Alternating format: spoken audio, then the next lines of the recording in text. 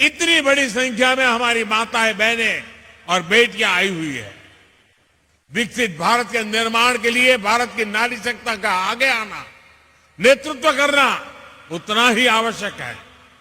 हमारी सरकार का निरंतर प्रयास है कि माताओं, बहनों, बेटियों के रास्ते में आने वाली हर रुकावट को दूर करें, उनकी जिंदगी आसान बनाएं। उज्ज्वला का गैस सिलेंडर हो, आयुष्मान योजना के तहत 5 लाख रुपए के मुफ्त इलाज की सुविधा हो, जनधन बैंक खाते हो, पीएम आवास के पक्के घर हो, घरों की रजिस्ट्री महिलाओं के नाम हो, गर्भवती महिलाओं के बैंक खाते में 6,000 रुपया भेजना हो, नौकरी करने वाली महिलाओं को वेतन के साथ 26 हफ्ते की छुट्टी देना हो, सुकन्या समृद्धि खातों के माध्यम से ज्यादा ब्याज देना हो, हमारी सरकार ने महिलाओं के हर चिंता का ध्यान रखा है। डबल इंजन की सरकार किसी भी राज्य में हो, महिला कल्याण उसकी सबसे प्रथम प्रमुख हमारी गारंटी है।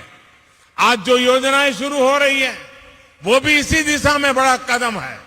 मेरे परिवारजनों, बीते कई दिनों से देश में Mumbai trans harbour link Atal Setu की चर्चा हो रही है। आज जो कोई अटल सेतु को देख रहा है, तो इसकी तस्वीरें देख रहा है, वो गौरव से भर उठता है। कोई इसकी विशालता से, समुद्र के बीच उसकी अड़िग छवि से मंत्रमुग्ध है, कोई इसकी इंजीनियरिंग से प्रभावित है। जैसे इसमें जितनी वायर लगी है, उससे पूरी पृथ्वी के 2 बार चक्कर लग सकते हैं।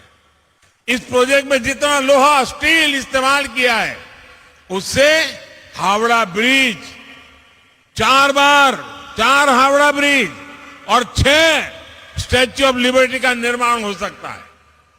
कोई इस बात से खुश है कि अब मुंबई और रायगढ़ की दूरी और सिमट गई है। जिस यात्रा में पहले कई घंटे लगते थे, अब वही यात्रा कुछ मिनटों में ही हो जाया करेगी। इससे नवी मुंबई के साथ साथ पुणे और गोवा भी मुंबई के और पास आ जाएंगे। इस ब्रिज को बनाने में जापान ने जो सहयोग किया है, उसके लिए मैं जापान सरकार की विशेष रूप से आभारी हूं। मैं आज अपने प्रिय मित्र स्वर्गीय शिंजो आबे को जरूर याद करूंगा। इस ब्रिज के निर्माण को जल्द से जल्द पूरा करने का संकल्प हम दोनों ने मिलकर लिया था। लेकिन साथियों, अटल सेतु को हम इतने सीमित दायरे में नहीं देख सकते। अटल सेतु भारत की उस आकांक्षा का जयघोष है जिसका आह्वान साल 2014 में पूरे देश ने किया था।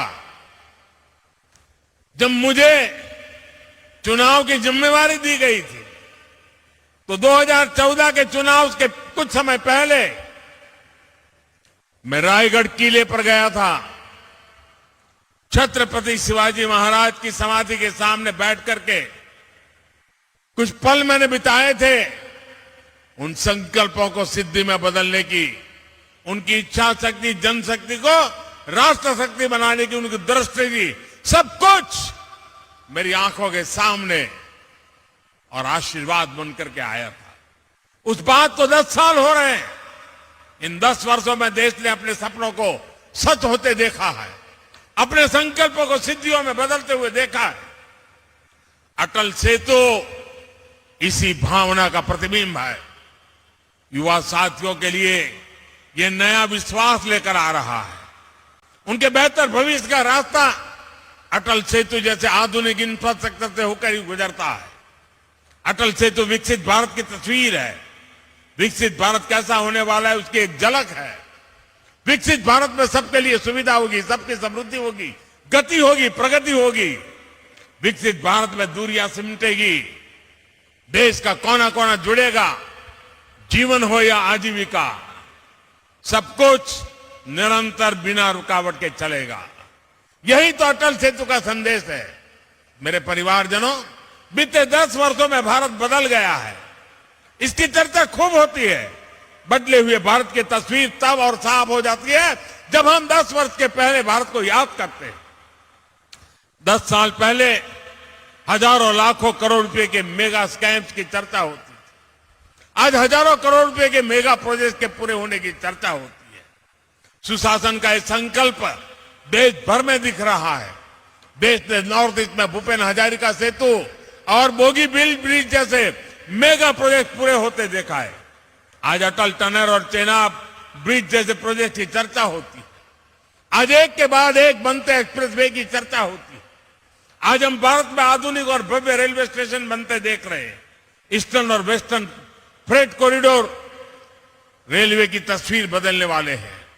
वंदे भारत, नमो भारत, अमृत भारत ट्रेनों सामान्य जन के सफर को आसान और आधुनिक बना रही है। आज हर कुछ सप्ताह में देश किसी न किसी कोने में नए एयरपोर्ट का लोकार्पण होता है। साथियों, यही मुंबई में, महाराष्ट्र में इन वर्षों में अनेक मेगा प्रोजेक्ट या तो पूरे हो चुके हैं या फिर बहुत जल्द पूरे होने वाले। पिछले साल ही बाला साहब ठाकरे समृद्धि महामार्ग का लोकार्पण हुआ। नवी मुंबई एयरपोर्ट और कोस्टल रोड प्रोजेक्ट पर भी तेजी से काम चल रहा है।